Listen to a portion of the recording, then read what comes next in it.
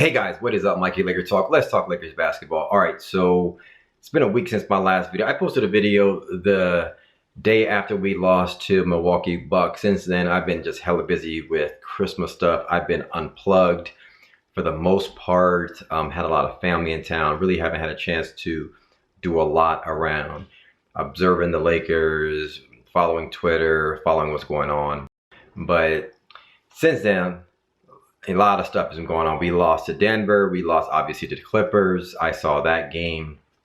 We got this Kuzma drama and his trainer going on. So let's talk about that. First, I want to talk about the Kuzma trainer drama with LeBron James. Then I want to talk about our losing. What we got to do to get back to actually just winning some basketball games. Because at the end of the day, that's the important thing, right? We got this drama and stuff we can talk about, blah, blah, blah. But at the end of the day, we got basketball games to play, and we got to get back to winning games.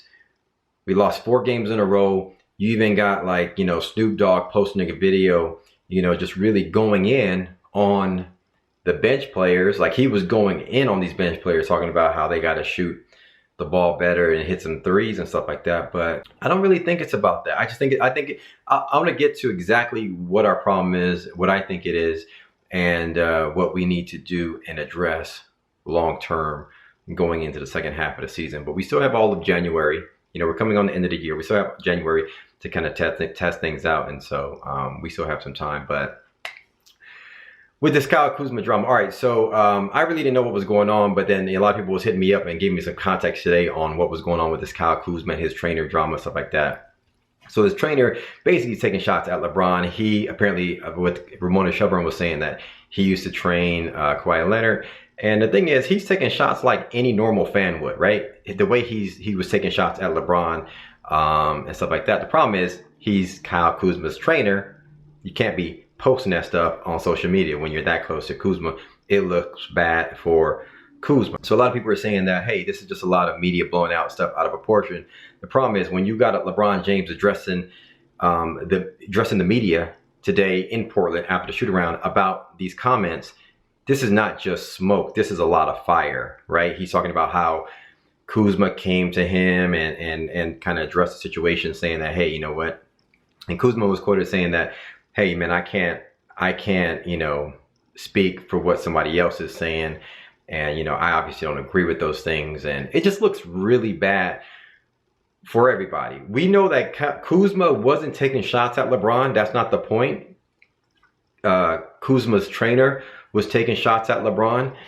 And I think, to be honest with you, if you want to be 100% like real about it, I think a lot of people will probably like agree with what Kuzma's trainer was saying. How LeBron James doesn't go at Kawhi the way Kawhi goes at him. Obviously, LeBron James was hurt. He was coming into this game whether or not he was going to play. Then he takes a knee, which caused a contusion to the groin. There's so many variables at play that you can't really knock LeBron James for whatever, not winning that ball game, right? You gotta think of like these injuries and whatnot. So, I mean, I'll talk about that in a second. But first off, the thing is, it looks bad on Kuzma. With all that said, I actually might get my wish. And what do I mean by my wish? This is going to draw a lot of attention to Kuzma, right? Whereas before, a lot of the Lakers, just Lakers in general, are looking at Kuzma glass half full. They're not really looking at his deficiencies on the defensive end and anything like that. Inability to rebound, inability to play make, inability to make players better, all that stuff. Kuzma is a good streaky shooter. And as we've seen on Christmas Day, he shot the ball well, 25 points. Actually played a really good game, to be honest with you. I don't knock Kuzma at all for that game. But with this quote unquote Kuzma, LeBron James, or Kuzma's trainer drama, LeBron James and things like that, I think it's going to be a microscope over Kuzma. And so if he continues to not perform in other areas outside of just scoring the basketball, those things will be brought to the attention. And I think people will start to see, and you will start to hear rumblings and rumors about the things that I've been talking about for months now. So with all this said, even though it's all like, it's all stupid in the end, I get my wish, because I think the front office and everybody else will be keyed in on what Kuzma value is to the team, and whether or not, do we flip him? Do we package him? Do we keep him? How is that going to play out with this relationship with him and LeBron James going into the rest of the season and beyond? That's for another video. I mean, he played good that game. It wasn't his fault at all that we lost. But I think long term, I was always saying, can we trust Kuzma going forward? We'll see. We still have January, I think, as a testing period before February 6th trading deadline. And I think we still have time to figure that out. But when it comes to the Lakers, all right, so we lose to the Clippers. We lost 4 in a row. And now basically my mood is I'm just frustrated. You know, I don't really care to pinpoint one person and things like that. I'm looking at this team. I'm like, wait a minute. The last time I looked, we were playing really, really well, right? We were on top of the world. It was like LeBron James was playing like he was 23 years old. AD was balling. Everybody was playing well. And then all of a sudden, we lose 4 in a row. LeBron James looks like a 34-year-old, and he looks like he now needs a week or 2 off. And we're having trouble closing teams out when other teams are winning basketball games. We're having trouble closing playoff teams out. And it's just frustrating. It's just hella frustrating. I just want to get back to winning games, winning some basketball games against some tough teams, and then we can figure out, okay, what pieces do we have to move? We have to move this and that. When you look at the Clippers game, like the Denver game was a blowout. We just got beat. And that one was, okay, you know, is LeBron James hurt? What is it? What's going on? Whatever. We had a few days of rest. We come back and play the Clippers game. And we have that game. We're up 14 points going into halftime. We have home court advantage. It looks like Paul George wasn't even into the game. Lou Williams was contained. Yes, Kawhi Leonard was getting off his, but he was still around 16 points. He wasn't going crazy. And that seemed to be a game that we could have just battled that one out and won that basketball game. And that would have cleared up a lot of things. That would have cleared up that first loss against the Clippers. That would have cleared up a lot of the other losses, and saying, hey, the Lakers, when push comes to shove, when it comes down to it, we have a squad that can beat some tough playoff teams. But we end up giving up a 14-point lead in the third quarter, not focused on the defensive end, and not being able to execute down the stretch. And it just looks really bad. It just really felt hella frustrating. Yes, there's a lot of variables at play. LeBron James is not healthy, right? I mean, so now it's like every single game is something. Kuzma ankle isn't right, so we don't have him. AD needed a break. LeBron James is tired, and now his quad thing. It's just hella frustrating to me.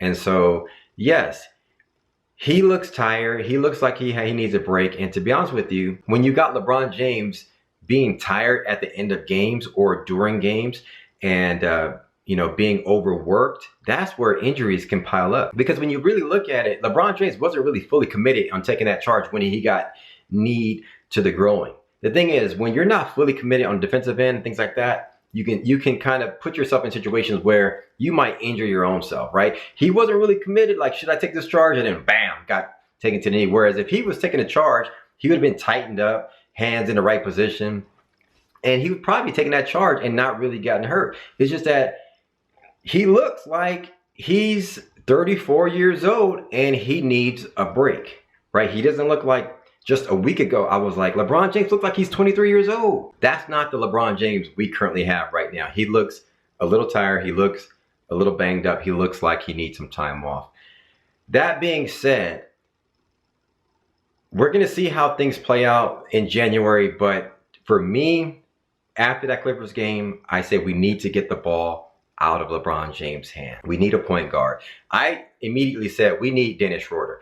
We need to package Kuzma for a guy like Dennis Schroeder, whatever his name is, a guy that can score 18 to 20 points, a guy that can handle the ball, a guy that can play make for others, a guy that can take the ball. He's a better Rondo, to be honest with you, and a guy that can take the ball out of LeBron James' hands. Yes, when LeBron James is healthy and playing well, he's still going to have the ball in different spurts during the game, but we just can't rely on LeBron James late in games taking a step back three, relying on that low percentage shot. We need a guy to get LeBron James some rest, let him play off the ball, let a guy that can create for other players, work with AD and things like that. When we're doing that, and then LeBron James gets some rest, and when he's flowing and then when he's feeling good, he's going to still be balling out. But at the end of the day, we can't rely on LeBron James to be the primary ball handler for the entire games and also down the stretch late in games to close games out. We need a guy to free up, a guy that we can rely on throughout the game, a guy that can handle the ball, a good point guard that you know, can get other guys involved and things like that, and get LeBron James some rest, get him off the ball. That's for another video. Let's see how we play tonight. Let's see if LeBron James plays, but I think that's what I'm looking at over the next week on through January. We need another point guard, and we need to get back to playing good team defense. All right. Anyway, that's my thoughts on you know, what's been going on looking into this game. Let's see how we do against Portland. Anyway, thanks for watching. Thanks for supporting the channel. Hit me up in the comments below. Let me know your thoughts. Thanks for commenting, liking, and subscribing. As always, follow me on Twitter and Instagram at MikeSportsLA. Be sure to subscribe to my YouTube channel. Been taking a break over the last week, but we're coming at you with new videos every single day. And I'll hit you guys up after the game tonight, probably late tonight, on my thoughts on what's going on with the Lakers after this Portland game. Anyway, I'll talk to you guys later. All right, peace.